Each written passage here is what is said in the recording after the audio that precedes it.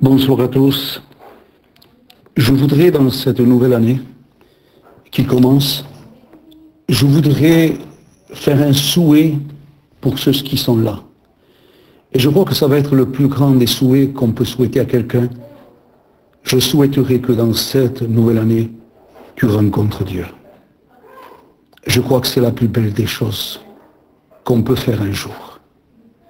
Un homme de Dieu disait, si dans la route de ta vie, tu ne rencontres pas un jour le Seigneur, alors là, tu rencontreras le diable et tu seras jeté avec lui un jour à l'enfer, là où il y a des pleurs et des grincements dedans. C'est très important. Le lendemain ne nous appartient pas et Jésus a dit, vous ne pouvez pas ajouter une coudée à votre vie. Frères et sœurs, amis, il s'est passé il y a quelques jours, à la veille de la nouvelle année, un drame à Strasbourg.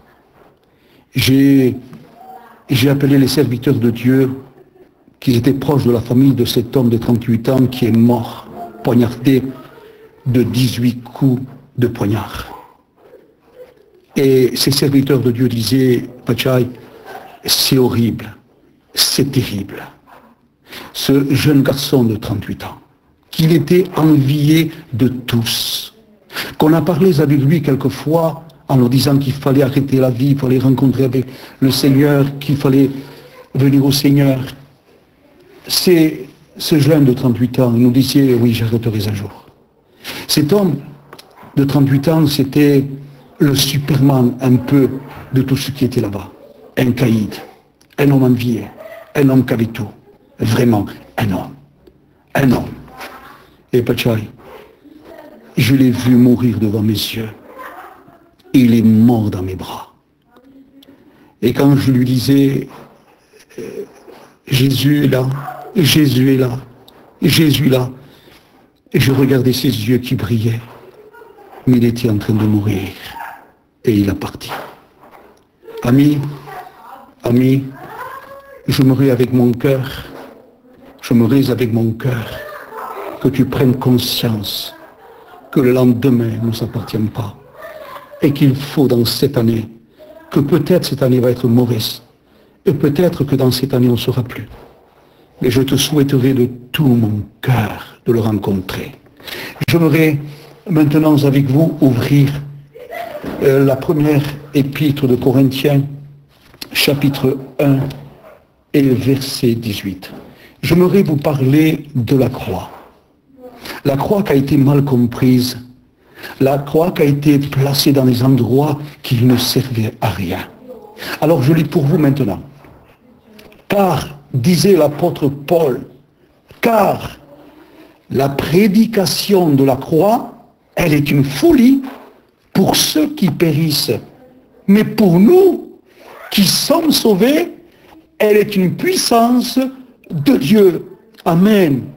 L'apôtre Saint Paul, l'homme de Dieu par excellence, quand il parlait de la croix de Jésus-Christ, quand il parlait de la croix de Golgotha, il disait, je veux savoir une seule chose, et la plus importante, Jésus-Christ crucifié, Jésus-Christ ressuscité.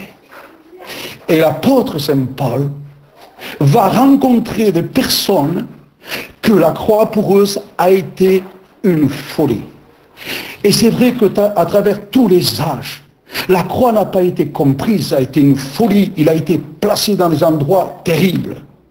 J'aimerais vous dire qu'un jour, il me semble qu'un jour j'ai rencontré quelqu'un qui avait un homme très riche, un homme d'une belle vie, mais qu'il avait autour de son cou une grande chaîne en or avec une croix en diamant. Mais la croix, elle, ne lui servait à rien, puisque la croix qui était sur son cou ne témoignait pas de sa vie. C'était un homme obèse, un homme qui vivait dans le péché. Jamais la croix qu'il portait dans son cou, même s'il était en malheur, en or et en diamant, ne pouvait pas le sauver, il ne le sauvera jamais.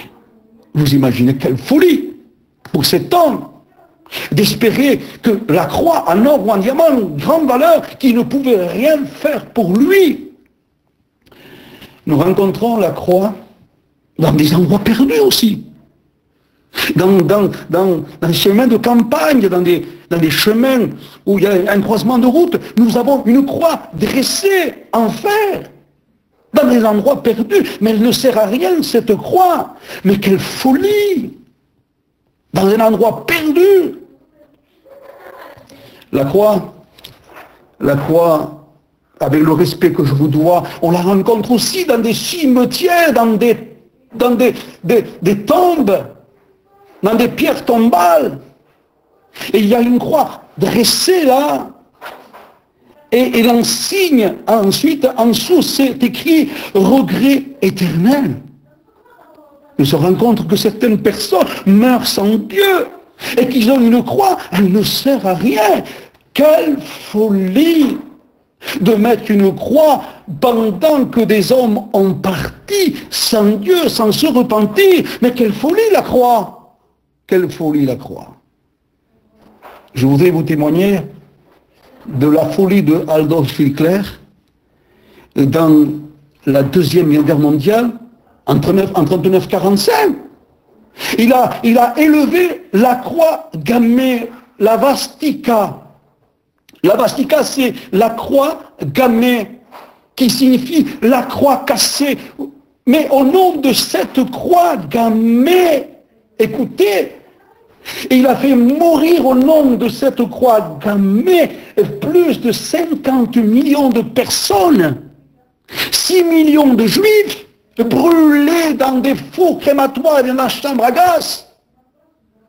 Plus d'1 million d'exiganes ont trouvé la mort avec la croix gammée, qui veut dire la croix cassée. Vous savez pourquoi? Il a élevé la croix gammée, qui veut dire la croix cassée. Il a dit, écoutez, nous voulons monter au pouvoir, disait Adolf Hitler. Mais pour monter au pouvoir, il faut casser la croix du Christ, parce qu'il y a une seule chose qui peut nous arrêter à monter le pouvoir, c'est la croix de Jésus. Et il a fait mourir 700 pasteurs en Allemagne. Quelle folie! La croix, quelle folie pour celui qui périt. Mais béni soit Dieu! Quelle puissance pour nous, frères et sœurs, lorsque nous l'avons rencontré, lorsque nous avons entendu la prédication de la croix comme tu l'entends ce soir. La croix de Golgotha, la croix du crâne, où Jésus est mort sur une croix. Et Jésus est mort, et avant de mourir, il a resté 6 heures de la croix. Et j'aimerais vous parler de cette croix. Et la valeur, ce n'était pas la croix de Golgotha, mais la valeur, c'est celui qui avait monté sur la croix pour donner sa vie à rançon de l'humanité. Il est mort pour que nous puissions vivre. Il est descendu du ciel de gloire pour que tu montes un jour. Il a pris le péché de l'humanité. Et j'aimerais vous parler, j'aimerais me centrer avec vous sur la croix. Et j'aimerais que le Saint-Esprit nous donne le sentiment de l'amour de Dieu. Cette croix dressée où Jésus est venu mourir. Ça a été l'agonie totale, la souffrance totale, la honte totale. On l'avait mis, lui le Fils de Dieu le Saint, à 3/4 nu sur la croix. Jésus a subi la honte. Et Jésus a pris le péché de l'humanité, lui le Saint, les saints. Ou quand il était dans le ciel de gloire, les séraphins n'osent même pas le regarder, disaient « Saint, Saint est Dieu, Saint est Dieu !» Lui dans lequel ses yeux sont comme une flamme de feu, son visage brille comme le soleil dans sa force. Lui dans lequel la Bible dit que son trône, le ciel est son trône, et la terre son marchepied, et qu'il pèse les montagnes avec ses mains, que tout est dans ses mains. Le Fils de Dieu est venu mourir, prendre le péché de l'humanité sur la croix. Et j'aimerais vous dire que Jésus est mort dans les pires des souffrances. La souffrance déjà de la honte, parce qu'il était à trois quarts nu. La souffrance de tous les péchés de l'humanité sur lui. Et à un moment donné, il se trouve seul. Et il dit, Père, pourquoi m'as-tu abandonné? Dieu le Père s'est détourné de son Fils, parce que le péché de l'humanité était sur lui. Il est mort sur la croix dans la honte. Et dans toutes les souffrances physiques aussi. Vous savez comment on mourait sur la croix? À petit feu. Dans une mort lente. Mais on suffoquait. Parce que quand on était crucifié sur la croix, il y avait le poids du corps de la croix. Et à un moment donné, il y avait l'oxygène qui n'avait plus dans les poumons parce que les souffrances de la croix, le poids de la croix sur le corps de Jésus était en train de bloquer les poumons. Jésus était en train de mourir à petit feu en suffoquant. Et écoutez, le message que Jésus va libérer sur la croix, et c'est le plus grand message pour toi ce soir, je t'en supplie, par les compassions de Jésus, laisse-toi trouver par la croix, laisse-toi trouver par l'amour de Dieu, rencontre-le ce soir, parce que si tu ne le rencontres pas avec ce message, quand est-ce que tu vas le rencontrer? Si ce message ne touche pas ton cœur, quand est-ce que ton cœur va être touché? Écoutez-moi bien, le message que Jésus a libéré, il a dit, Père, à un moment donné, il est en train de suffoquer, en train de s'étouffer. Oh, Père, j'ai tout accompli pour eux, pardonne-leur. Oh, quel amour le Seigneur, quel message la croix, quelle puissance la prédication de la croix. À ce moment-là, écoutez-moi bien, lorsqu'un homme criminel, le brigand sur la croix, un blasphémateur, un homme qui était maudit parce que la croix c'était la malédiction de celui qu'on ne voulait plus, que la société ne voulait plus, que la religion ne voulait plus. Et pour mourir sur la croix, il fallait être maudit, on n'en voulait plus. Et les brigands étaient en train de mourir avec Jésus. Mais quand un des brigands entend ce message de la croix, et quand il entend, Père, pardonne-leur, j'accomplis le pardon de leurs péchés. Père, j'accomplis le salut de leur sang. Père, je ne veux pas qu'ils aillent à l'enfer. Père, ferme les portes de l'enfer, ouvre-leur les portes du ciel. Père, je prends le péché de l'humanité. Quand il a entendu cela, le brigand de la croix, alors là, il a pris conscience, il s'est repenti, il se tourne vers son ami en disant, nous méritons la condamnation. Mais lui, Jésus, quel mal a-t-il fait? Et le brigand va lui dire à Jésus, Jésus, quand tu seras dans ton règne là-bas, il comprend la croix, il comprend l'amour de Dieu sur la croix, il comprend le message de la croix, que Jésus était en train de mourir pour lui, pour ses péchés, pour lui fermer les portes de l'enfer, pour lui ouvrir les portes du ciel. Alors il comprend, il dit, Seigneur, quand tu seras dans ton paradis, souviens-toi de moi, lorsque tu seras dans ton règne. Et Jésus lui dit, je te le dis en vérité. En vérité, je te le dis, tu seras avec moi aujourd'hui dans le paradis. Amen. L'homme le plus pire du monde, l'homme le plus grand des pécheurs, qu'il allait à l'enfer pour l'éternité, parce qu'il a compris le message de la croix et de l'amour de Jésus. Il se repent et Jésus le sauve. J'aimerais ce soir, j'aimerais que tu comprennes le message de la croix. Et j'aimerais que ce soir tu te décides vraiment à rencontrer le Seigneur. Et rencontre-le ce soir. C'est l'occasion favorable pour toi. Demain n'existe pas, c'est aujourd'hui. Si vous entendez aujourd'hui la voix de Jésus, n'endurcez pas votre cœur. Le message, le plus grand message de l'amour de Dieu était adressé à toi ce soir. Le message qui peut te libérer et qu'il veut te libérer.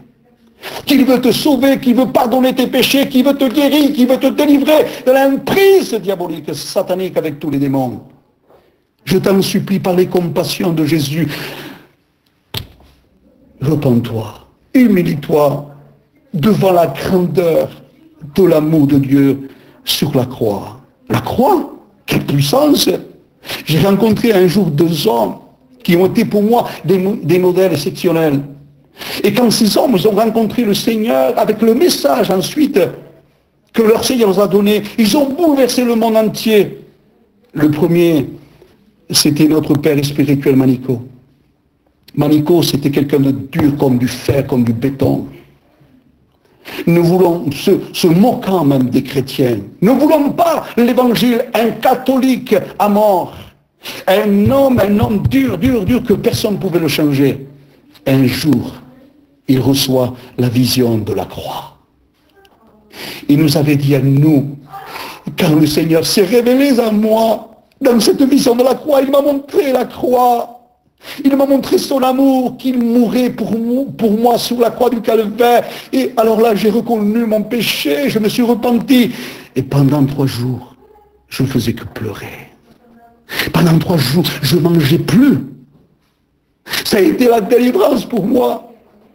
Et cet homme de Dieu que Paul sait, qui était aussi pour lui un homme de Dieu, un père spirituel, il a bouleversé notre région, là où il partait, là où il était, avec ce message de la croix. Des centaines de personnes se sont converties. Amen. Oh, la prédication de la croix, elle est une puissance de Dieu pour celui qui croit. Manico a cru. Et avec ce message de la croix, des centaines et des millions de personnes sont converties. Et il y a un autre homme que j'ai rencontré, que pour moi c'était aussi un homme de Dieu extraordinaire, c'était un apôtre. C'était Clément Le Cossec. Et quand il a rencontré le Seigneur, Clément Le Cossec, il a bouleversé le monde entier avec le message de la croix, avec la prédication de la croix. Et un jour avant qu'il parte dans la gloire, on lui a posé la question à Clément Le Cossec, ils lui ont dit, frère, qu'en pensez-vous de la croix? Ah, lui, il la connaissait bien la croix. Ah, parce qu'il la vivait dans sa vie. Il la connaissait bien aussi parce que quand il a prêché, des centaines et des millions de personnes avec le message de la croix se sont convertis au Seigneur. Vous savez ce qu'il a pu dire? Il a dit, tellement petit je suis, et la croix est tellement grande. Alléluia, alléluia, alléluia. Tu n'es pas là pour rien ce soir. Ce message de la croix et de l'amour de Dieu, elle est pour toi. J'espère que dans cette année, que le message de la croix n'est pas une folie pour toi. Et j'espère que la réunion de ce soir, toi qui écoutes, ne va pas être une folie non plus. Il t'est dressé ce soir le plus grand message, le plus beau message, le message de la croix. C'est la croix qui veut te délivrer ce soir de tous les démons, de tous les péchés et de toutes les passions. C'est la croix ce soir qui veut te faire fermer les portes de l'enfer pour t'ouvrir les portes du ciel. Oh, ami, ce soir, je t'en supplie par les compassions de Dieu, je m'aurais tellement prêché avec mon cœur, je m'aurais tellement prêché avec le Saint-Esprit, et je m'aurais aussi que toi tu ouvres ton cœur. Et je voudrais qu'il y ait un cœur à cœur avec Dieu et ensemble. Et si ce soir, à travers la réunion, tu es malheureux, tu es perdu, et tu peux partir, tu ne connais pas ta destinée, tu ne connais pas, il ne savait pas que ce jeune de 38 ans, qui était un Superman, insubmersible, tout le monde tremblait de lui, il ne savait pas qu'il avait rendez-vous avec la mort. Il est parti. Mais toi, tu es là, tu n'es pas encore parti. J'espère que la croix, la prédication de la croix, ne va pas être un trop tard pour toi, ça va être la folie la plus grande. Ça va être la folie la plus grande que tu vas en prendre un jour, si un jour tu meurs sans la croix. Mais si ce soir tu te décides, le ciel s'ouvre pour toi. Si ce soir tu te décides, je te promets que tes péchés sont pardonnés, que ton nom est inscrit dans les livre de vie, et que le sang de Jésus te purifie de tout péché. Je t'en supplie, ouvre ton cœur Et j'aimerais maintenant prier pour toi. Nous prions ensemble. Il y a ici Dieu avec nous. Il y a la personne du Saint-Esprit. Et lorsque la parole que j'ai annoncée ici, elle est annoncée, elle ne retourne jamais sans avoir fait son effet. Seigneur, je te prie pour tous ceux qui veulent te rencontrer ce soir, qui veulent rencontrer la croix. Seigneur, qu'il se passe quelque chose de glorieux, Seigneur, qu'il y ait un cœur à cœur avec toi, avec la croix et avec ton amour. Et Seigneur, pardonne ce soir. S'il y a des personnes qui se repentent et qui veulent te rencontrer, Seigneur, sauf s'il y a des personnes qui veulent se rencontrer avec la croix. Seigneur, inscris leur nom dans le livre de vie maintenant, Seigneur, qu'ils naissent de nouveau, qu'ils passent maintenant des ténèbres à la lumière et de la mort à la vie. Que Dieu te bénisse, que Dieu te bénisse. J'espère de tout mon cœur que tu as pris au sérieux ce message pour toi. Et si tu n'as pas l'assurance de ton salut, fais vite. Supplie Dieu parce que demain ne t'appartient pas. C'est aujourd'hui l'instant du salut. Demain, c'est le jour du diable. Aujourd'hui, c'est le jour de Dieu pour toi. Repens-toi et convertis-toi. Accepte la croix. Que Dieu te bénisse. Je vais laisser la place au pasteur.